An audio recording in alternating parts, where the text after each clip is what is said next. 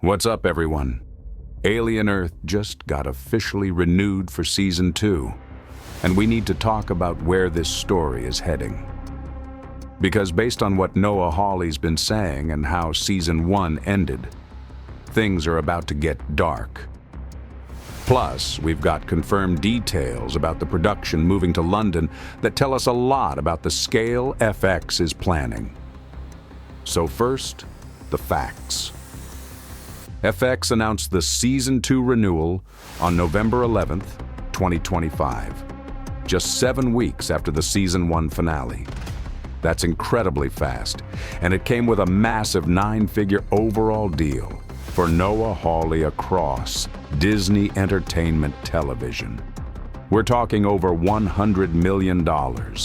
That's how much confidence they have in this franchise. Here's where it gets interesting for the production side. Season 2 is moving from Thailand to London. Filming starts sometime in 2026, with a likely 2027 release. Now, we don't have specific studios or locations announced yet. No confirmation of Pinewood, Shepperton, or any particular facility. That's normal this early in pre-production. But the move itself is significant. Hawley was pretty candid about why.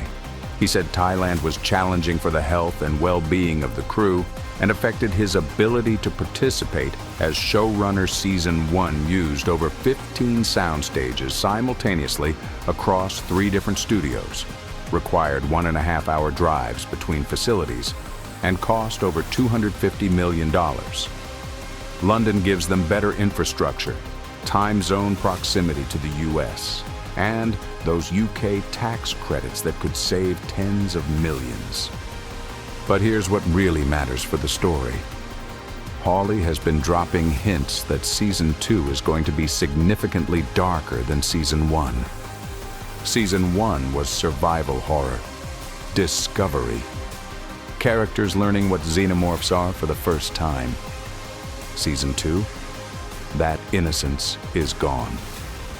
Wendy ended Season 1 declaring, "Now we rule," but Hawley told The Hollywood Reporter that these kids have no idea what's coming with the Yutani troops landing. He's also talked about expanding the containment. In the Alien franchise, it's always about containment levels. And what happens when you breach them? The island was contained. Now that threat is spreading. And Hawley explicitly said he's interested in corporate politics and compared it to Game of Thrones. The Weyland-Yutani manipulation could be even more disturbing than the xenomorphs. Which brings me to the theory I want to explore. Wendy as a dark queen figure in Season 2. Think about her position. She's a synthetic human hybrid who can communicate with and potentially control xenomorphs.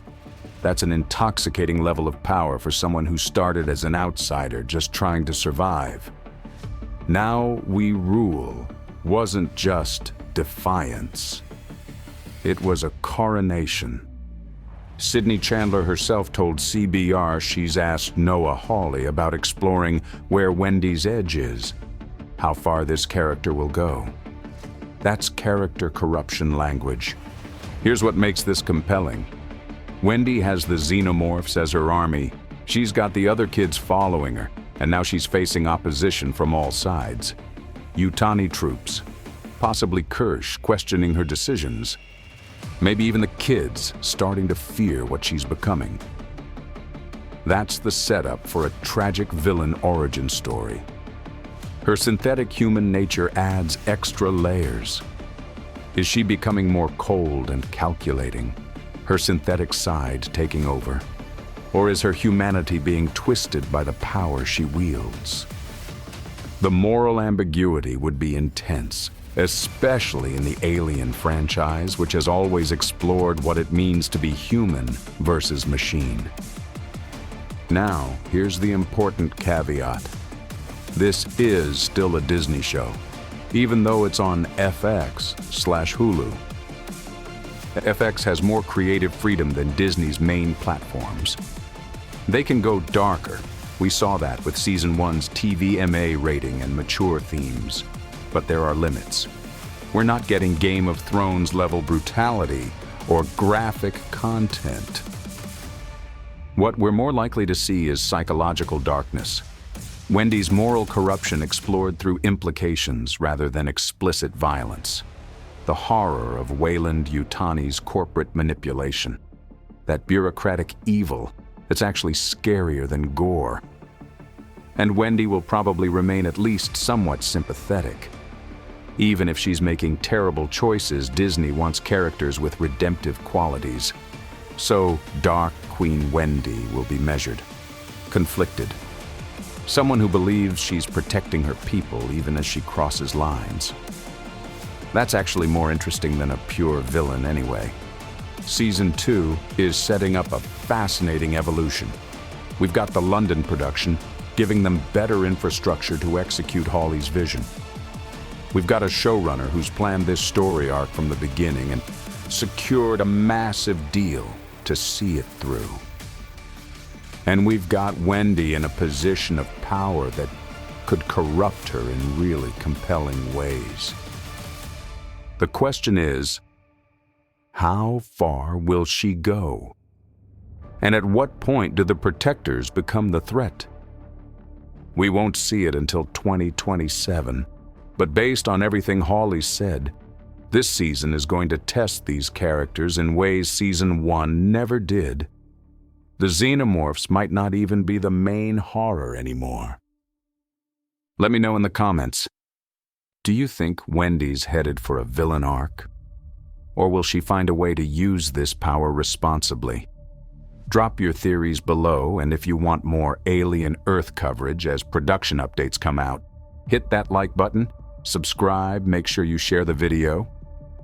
Until next time, stay safe and stay gaming.